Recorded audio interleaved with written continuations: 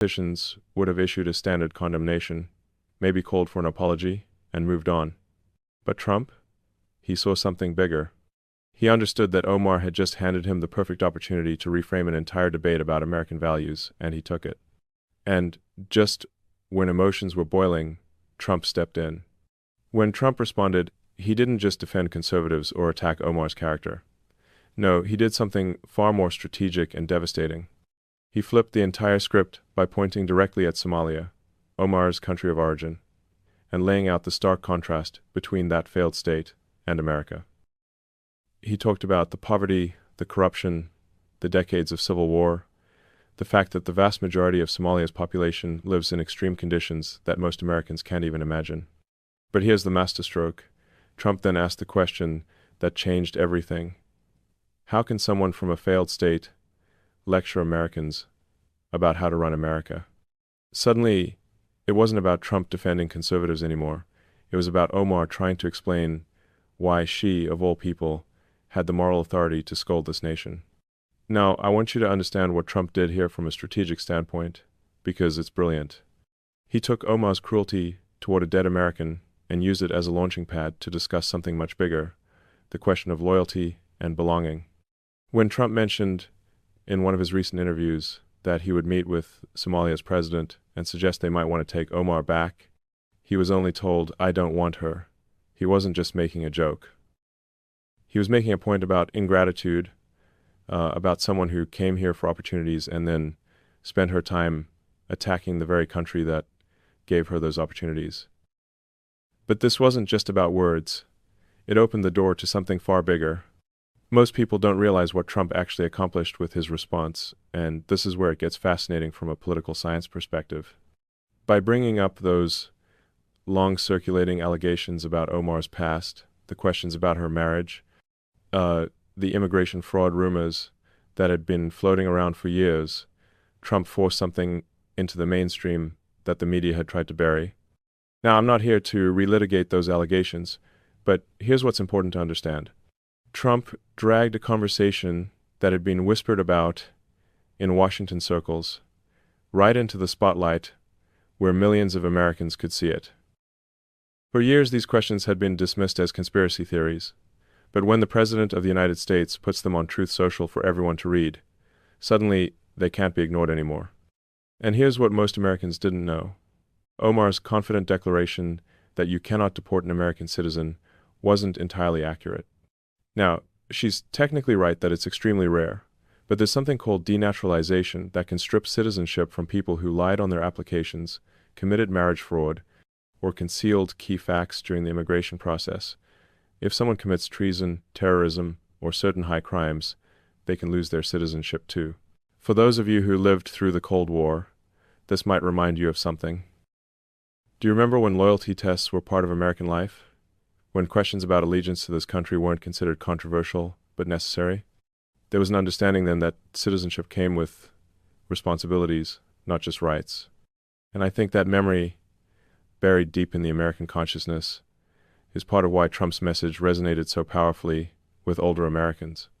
Suddenly, Omar wasn't untouchable anymore. She was forced into defense mode. The optics were devastating for Omar. When she appeared on CNN with Caitlin Collins, she looked nothing like the confident, progressive firebrand her supporters were used to seeing. Instead, she appeared nervous, defensive, almost panicked. When Collins pressed her about that Frankenstein post, Omar tried to deflect by saying she didn't have to agree with every word in something she shared. But here's the problem with that defense. The Frankenstein comparison wasn't buried in fine print somewhere. It was the entire point of the post she chose to share. Then came the moment that really showed her desperation. When pushed harder about the deportation calls, Omar snapped back with nervous energy, insisting you can't deport an American citizen. She tried to sound confident, but you could hear it in her voice she was trying to convince herself as much as the audience. And when the pressure intensified, she resorted to name-calling, dismissing her critics as idiots. Now, I've been around in this world long enough to know that when someone starts calling their opponents names, instead of addressing the substance, they've lost the argument. That's exactly what happened here.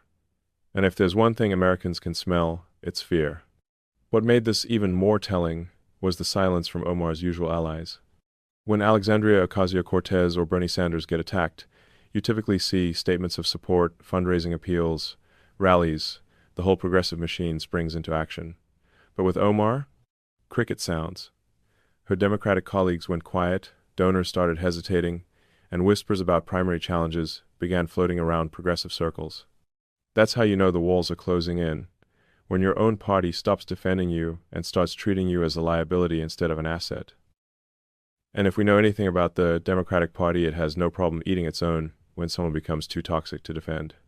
But the real hammer fell when Trump tied character to national loyalty. The contrast couldn't have been starker, and Trump knew exactly how to amplify it. While Omar was ridiculing the dead from behind her computer screen, Trump was standing shoulder to shoulder with Charlie Kirk's family at the memorial service, attended by tens of thousands of Americans. The vice president was there, major conservative leaders were there, and the message was crystal clear. This is how you honor the dead. This is how you show respect. This is what American values look like. Against that backdrop, Omar's cruel comments looked even more grotesque. Here you had families grieving, leaders showing respect, Americans coming together in a moment of loss, and Omar was tweeting memes comparing the deceased to a monster. The visual contrast alone was worth 1,000 political advertisements. But it got worse for Omar. Security had to deal with an armed individual who showed up near the memorial, someone impersonating law enforcement. Think about that for a moment. Families are trying to mourn, people are paying their respects, and someone shows up with weapons in what could have been an incredibly dangerous situation. That's exactly the kind of chaos that reckless rhetoric can unleash, and it was Omar's own words that helped fuel that atmosphere of anger and division. The lesson here is profound, and it's something every American needs to understand. Words have consequences. When leaders choose cruelty over decency, when they mock the dead instead of showing respect, they create an environment where anything becomes acceptable. And that's a dangerous path for any society to walk down. This moment wasn't just about one congresswoman, it was about the direction of America itself. You see, what we're really looking at here are two completely different visions for what America should be.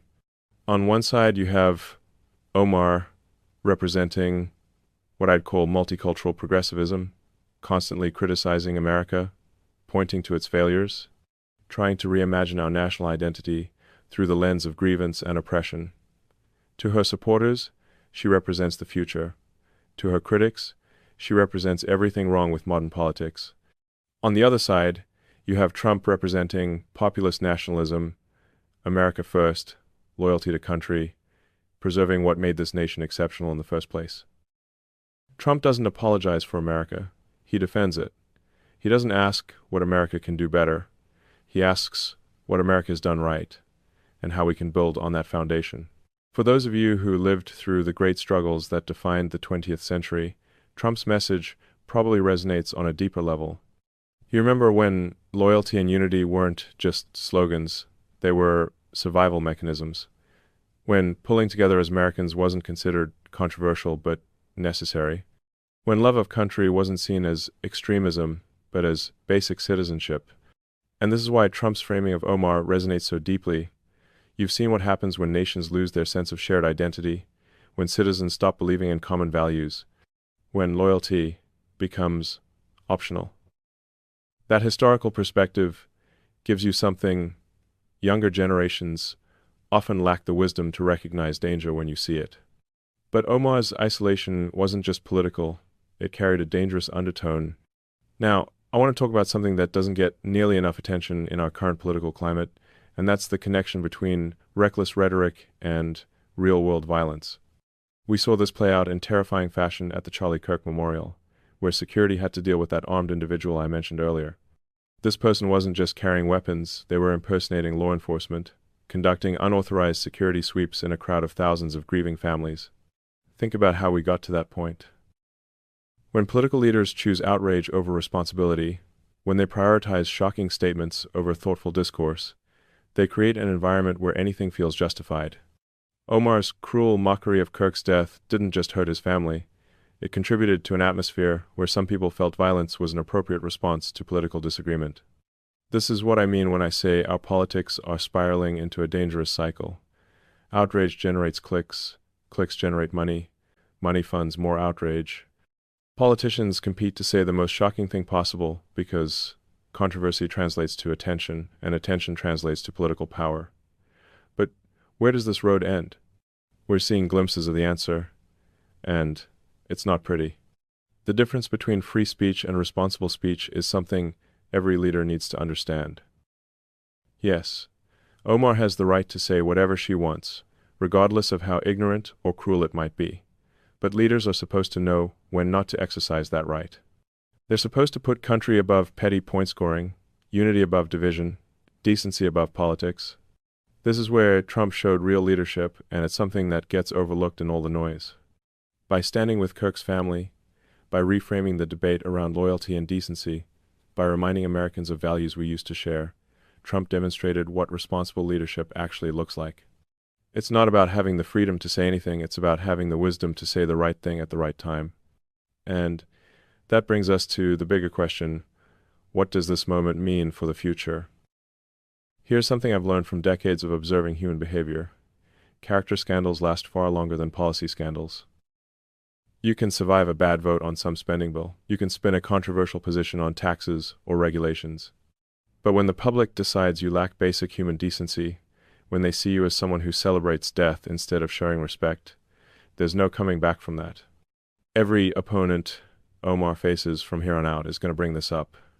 Every debate, every campaign ad, every fundraising appeal, they're all going to reference the moment she mocked a dead man while his children were grieving. That's not a political liability. That's a career-ending anchor around her neck. But Trump understood something even deeper than that. He recognized that Omar's cruelty gave him an opportunity to shift the entire national conversation from should she apologize to should she even be here in the first place. That's political jujitsu of the highest order, using your opponent's momentum against them to achieve something much bigger than just winning an argument. By connecting Omar's Frankenstein comments to questions about her immigration history, Trump managed to make millions of Americans suddenly aware of something they'd never heard of before denaturalization. The legal process by which naturalized citizens can lose their citizenship if they obtained it fraudulently. Most people had no idea this was even possible, but suddenly it was part of the national conversation. Once trust is broken at this fundamental level, it rarely returns. And that's exactly what happened to Omar. She went from being a controversial but untouchable progressive icon to someone even her own party started viewing as a liability. The whispers about primary challenges, the silence from usual allies, the hesitation from donors, all of that tells you everything you need to know about her political future. But here's the catch. This isn't just about Omar. It's about where our politics is headed. We're at a crossroads as a nation, and the choice we make will determine what kind of country we leave to our children and grandchildren. Do we reward politicians who choose cruelty over decency? Do we normalize the mockery of death and the celebration of division? Or do we demand something better from our leaders? Do we insist that with great power comes great responsibility? That representing the American people means embodying American values? This is where your generation has a crucial role to play. You remember what this country was like when leaders understood the weight of their words, when public service meant serving something bigger than yourself, when loyalty to America wasn't considered controversial but essential. You have the historical perspective to recognize what we're losing, and the moral authority to demand we get it back. The danger isn't just that we have politicians like Omar who mock the dead. It's that we might be creating a system where such behavior becomes normal, where outrage is rewarded over decency, where division is more profitable than unity.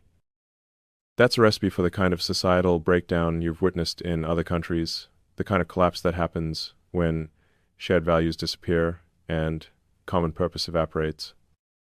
Look at what happened during the memorial service itself. Tens of thousands of Americans came together to honor one man's life, to comfort his family, to demonstrate that decency still matters in this country. President Trump and Vice President Vance were there not because it was politically necessary, but because it was morally right. That's the America you remember, isn't it? The America where we came together in times of loss, where we honored our dead regardless of political differences. The contrast with Omar couldn't have been starker. While thousands gathered to show respect, she was at home posting cruel memes. While leaders demonstrated what American values look like in practice, she was demonstrating what happens when those values are abandoned. The choice between these two approaches isn't really about politics, it's about the kind of society we want to be. But there's reason for hope in this story, and it comes from an unexpected source, the American people themselves. When Omar crossed that line of basic decency, Americans from across the political spectrum rejected her behavior. It wasn't just Republicans being partisan, it was Democrats, independents, and people who usually ignore politics entirely, all saying the same thing. This is not who we are. This is not what we accept. That gives me tremendous optimism about our future. It tells me that despite all the division and anger in our politics, Americans still share certain fundamental values. We still believe in respecting the dead, comforting the grieving, and maintaining basic human decency even in the heat of political battle. Those values aren't Republican or Democratic, they're American. The question is whether we'll demand that our leaders reflect those values, or whether we'll continue to reward the politics of outrage and division. The choice, ultimately, is ours. Every vote we cast, every candidate we support, every behavior we excuse or condemn, these are all decisions about the kind of country we want to live in. Trump's response to Omar showed us what leadership looks like when it's guided by principle rather than political calculation. He didn't just score points against a political opponent, he reminded Americans of who we used to be and who we can be again. He stood with the grieving, honored the dead, and defended the values that made this country great in the first place. Omar's downfall, on the other hand, showed us what happens when leaders abandon those values in pursuit of clicks and controversy. That's a lesson every politician should learn, but more importantly, it's a lesson every voter should remember. And that's why this clash between Trump and Omar matters more than people realize. This was about a defining moment that revealed something important about where we are as a country and where we're headed. It showed us that Americans still have standards, still expect decency from their leaders, and still believe that some things are more important than political point scoring. But it also showed us how fragile those standards can be, how easily they can be eroded. I believe you deserve to know the truth, even if that truth is difficult to accept and will require you to make choices about your life, your family, and your future that you never thought you would have to make. The sleepless nights began 6 months ago when I started noticing patterns in data from multiple sources that individually seemed like isolated problems, but together painted a picture so concerning that I initially thought I was making connections that weren't really there. Government contracts were being moved from October to August with unusual urgency. Major investors were quietly withdrawing assets from certain sectors while dramatically increasing positions in others. Supply chain partners in Asia and Europe were changing delivery schedules in ways that suggested they knew something about September that they weren't discussing publicly. But what kept me awake wasn't just the business and economic indicators. It was the realization that everything I've built, everything I've worked toward for decades, might not matter if people aren't prepared for the kind of disruption that these patterns suggest is approaching. I've spent the last 3 months trying to convince myself that I was reading too much into coincidental trends, that my tendency to see problems before other people notice them was creating false alarms about situations that would resolve themselves normally. But last week, I received information that removed any doubt about what's coming and forced me to confront the fact that staying silent would be a betrayal of everyone who trusts me to be honest about challenges that affect all of our futures. The weight of carrying this knowledge alone has been overwhelming. I found myself looking at my children and wondering how to prepare them for a world that might be fundamentally different from the one they're growing up in now. I've had conversations with advisors and friends where I've tried to hint at my concerns without creating the kind of panic that could make everything worse. Most difficult of all, I've had to accept that even with all the resources and influence at my disposal, there are some challenges that no individual can solve alone, and that the best I can do is provide people with the information they need to protect themselves and their families. What I'm about to tell you is based on analysis of data from government sources, financial institutions, supply chain networks, and behavioral patterns of world leaders that all point to the same conclusion. September 2025 will bring changes that will test everything we thought we knew about economic stability, social cooperation, and individual resilience. The first indicator is the massive shift in government contracts and emergency preparedness spending that has been accelerated from later in the year to August. Agencies that normally plan months or years in advance are acting with urgency that suggests they have specific information about threats or challenges that require immediate preparation. These moves are being made by people who have access to information that isn't available to the general public, and their behavior suggests they're expecting changes that will make current investment strategies ineffective or dangerous. The third indicator is the behavior of international partners and suppliers who are changing their operations and delivery schedules in ways that suggest they're preparing for disruptions to global transportation and communication networks. These aren't the kind of adjustments companies make for normal business reasons. They're the kind of preparations that suggest people expect September to bring challenges that will affect basic infrastructure and international cooperation. But the pattern that concerns me most is what I've observed in the behavior of world leaders and their families over the past few months. Travel schedules, security arrangements, and public appearances have been modified in ways that suggest they're preparing for a period when normal diplomatic and governmental functions might be interrupted or dangerous. These people have access to intelligence and information that allows them to prepare for challenges before they become public knowledge, and their behavior indicates they're expecting September to bring the kind of disruption that requires personal safety measures and alternative arrangements for maintaining leadership during crisis periods. The personal toll of carrying this knowledge has been devastating. Last Tuesday, I sat in my kitchen at 2 a.m., staring at my phone, where I had drafted and deleted the same message to my team 17 times. How do you tell people you care about that their assumptions about the future might be fundamentally wrong without destroying their ability to function in the present? I found myself crying for the first time in years, but from the weight of knowing that millions of families are making plans for September school years, October business quarters, and November holidays that may never happen the way they're imagining. The hardest moment came when my daughter asked me to help her plan her birthday party for October. As I looked at her excited face, talking about decorations and guest lists, I felt something break inside me. How do you maintain a child's innocence while also preparing them for a world that might demand resilience they've never needed to develop? I've started having conversations with my children that I never thought I would need to have. Not apocalyptic warnings that would terrify them, but gentle discussions about adaptability, about finding strength in family connections, about the difference between material security and inner security.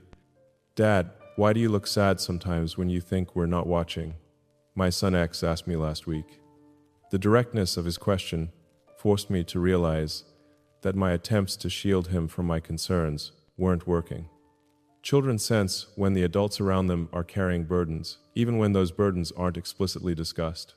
I've been losing weight from stress, sleeping poorly, and finding it difficult to focus on routine business matters when I know that everything we're working toward might need to be fundamentally reconsidered in a matter of weeks. The isolation has been perhaps the most difficult aspect. I can't discuss these concerns with most of my advisors without creating the kind of internal panic that could compromise our ability to respond effectively when the time comes. I can't share them with friends without potentially destroying their peace of mind during what might be their last few weeks of normal life. Last Sunday, I found myself at my mother's house for what was supposed to be a routine family dinner. As I watched her discussing plans for her garden next spring, talking about which flowers she wanted to plant and how she hoped to host family gatherings in her backyard, I felt a physical pain in my chest. She looked so peaceful, so confident in the continuity of her world, making plans with the kind of certainty that I no longer feel about anything. I wanted to tell her to enjoy every moment of these quiet summer evenings, to treasure the simplicity of worrying about flower varieties instead of societal stability. But how do you tell your 78-year-old mother that the world she's known for decades might be ending without breaking her heart or destroying the peace she's earned through a lifetime of challenges she's already overcome? Instead, I found myself memorizing everything about that evening. The way the late afternoon light fell across her kitchen table, the sound of her laugh when she talked about her neighbor's mischievous cat, the comfortable routine of family conversation that assumed tomorrow would be similar to today. I stayed longer than usual that night, helping her with small tasks around the house that suddenly felt precious and important. When she asked if I was feeling all right because I seemed unusually quiet and attentive, I told her I was just grateful for these moments together. The look she gave me suggested she sensed something deeper in my words, but she didn't push for explanations. Sometimes the people who love you most know when to simply accept your presence as a gift without demanding to understand all the reasons behind it. The drive home was one of the most difficult of my life. I kept thinking about all the elderly people in the world who are counting on September to be just another month in lives that have already seen enough disruption and uncertainty. People who deserve to spend their remaining years in peace rather than having to adapt to fundamental changes in how society operates. My own children have started asking why I've been spending more time at home lately, why I've been more insistent about family dinners and weekend activities. They're not used to me prioritizing family time over work demands, and they can sense that something has shifted in my priorities even if they don't understand what's driving the change. 3 nights ago, my youngest asked me if we were going to move away because I had been asking unusual questions about what belongings were most important to them and whether they would be okay living somewhere different if we needed to. I realized that my attempts to prepare them psychologically had been transparent enough to create anxiety without providing the context that would help them understand why these conversations were necessary. The balancing act of preparation without panic has become exhausting. Every conversation feels like a potential mistake. Either I'm saying too much and creating fear, or I'm saying too little and leaving people I care about unprepared for challenges that could overwhelm them. Even my closest relationships have been strained by the weight of what I can't say. When people ask about my plans for the fall, I find myself giving vague responses that feel dishonest but seem necessary to avoid conversations I'm not ready to have. The responsibility feels crushing some days. People trust me to be honest about challenges that affect their futures, but they also trust me not to create unnecessary panic about problems that might resolve themselves or might not be as severe as my analysis suggests. I've spent hours staring at social media posts from people excitedly planning September vacations, fall weddings, and back-to-school preparations, feeling like I'm watching people decorate the deck of a ship that's heading toward an iceberg they can't see yet. The guilt of potentially knowing something that could help them prepare, combined with the fear of being wrong and creating chaos for no reason, has created an emotional burden that I'm not sure how to carry much longer. What all of these patterns suggest is that September 2025 will mark the beginning of a new type of crisis that combines economic disruption, supply chain breakdown, energy challenges, and social upheaval in ways that will require every person to fundamentally reconsider how they approach work, relationships, and daily survival. This isn't about predicting specific events or claiming to know exactly what will happen on particular dates. This is about recognizing that multiple independent indicators are pointing toward the same time period and the same types of challenges, and that waiting until these challenges become obvious to everyone will mean waiting too long to prepare effectively. The emotional weight of understanding these patterns has been almost unbearable. I wake up every morning knowing that millions of people are making plans and decisions based on assumptions about stability and continuity that may not hold true much longer. I see families saving money for vacations they might not be able to take, people planning career moves that might become irrelevant, students choosing educational paths that might not lead to the opportunities they expect. The hardest part is knowing that the people who will be most affected by the coming changes are those who can least afford to lose what they've worked so hard to build. Families with modest savings, small business owners, people approaching retirement who need stability and predictability to maintain their quality of life. These are the people I think about when I consider whether to share this information publicly. They deserve the opportunity to make informed decisions about their futures, even if those decisions are difficult and the information is frightening. But I also worry about creating panic that could accelerate or worsen the very problems I'm trying to help people prepare for. There's a delicate balance between providing useful warnings and causing the kind of social disruption that makes everything more dangerous for everyone. After months of internal debate, I've decided that the ethical choice is to share what I know and trust that people will use this information responsibly to protect themselves and their communities, rather than to create chaos or take advantage of others who are less prepared. For those over 60, this information is particularly important because the coming changes will disproportionately affect people who depend on stable institutions, predictable income sources, and reliable healthcare systems. If you're in this age group, the advice I would give my own parents is this: ensure that you have savings that can be accessed without depending on normal banking systems. Maintain supplies of medications and basic necessities that don't require just-in-time delivery networks, and strengthen relationships with family and neighbors who could provide mutual support during difficult periods.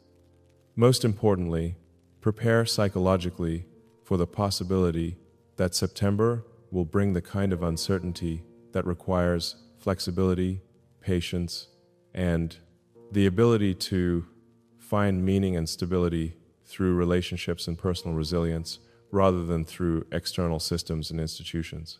For younger people, the challenge will be different but equally significant. You'll need to be prepared for career disruptions, economic instability, and social changes that will require new approaches to building security and finding purpose. The skills that will matter most are those that help people adapt to changing circumstances, support their communities during difficult times, and maintain hope and determination when familiar structures and expectations no longer provide reliable guidance. What's coming in September isn't the end of the world, but it may be the end of the world as we've known it for the past several decades. The people who thrive during this transition will be those who prepare not just practically but emotionally and spiritually for a period that will test everything we thought we knew about what's possible and what's permanent. Let me be more specific about what I believe will unfold, because you deserve to know exactly what the data is pointing toward. Even though sharing these details makes me feel like I'm lighting a fuse that I can't put out once it's lit. The first wave will hit our food systems. The supply chain disruptions I've been tracking suggest that by mid-September, grocery stores will struggle to maintain normal inventory levels. Not empty shelves immediately, but noticeable shortages of items we take for granted. Fresh produce, certain meats, processed foods that depend on complex manufacturing chains, these will become scarce or disappear entirely from many areas. This isn't speculation based on economic models. This is based on shipping contracts that have been canceled, warehouse closures that haven't been announced publicly, and agricultural production changes that won't be obvious until harvest time arrives and the food simply isn't there. The psychological impact of seeing empty sections in supermarkets will trigger behavioral changes that accelerate the problem. When people realize that abundance isn't guaranteed, they'll begin hoarding, which will create actual shortages even in areas where the supply disruption would have been manageable. The second phase will involve energy systems failing in ways that most people haven't experienced in their lifetimes. Not dramatic blackouts like in disaster movies, but rolling shortages that affect different regions at different times. Power grids that can't meet demand during peak hours. Gasoline stations that run dry for days at a time. Heating systems that work intermittently during the critical transition into fall weather. The interconnected nature of modern infrastructure means that energy disruptions cascade into everything else. When power becomes unreliable, communication networks become unstable. When communication becomes spotty, coordination between essential services breaks down.